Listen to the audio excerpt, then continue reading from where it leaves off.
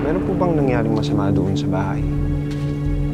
Ang ibig ko pong sabihin kung may pinatay o namatay bago bili ng pamilya ni Alex. Hindi ka ba natatakot dito sa bahay na to pag wala si Dan? Lalo na buntis ka. Meron po kasi ako nakitang batang tumakbo paakyat dito. Sino ba yung batang yun? Daniel. May kumuha sa bata. Tapos tuluyan nang hindi nakita.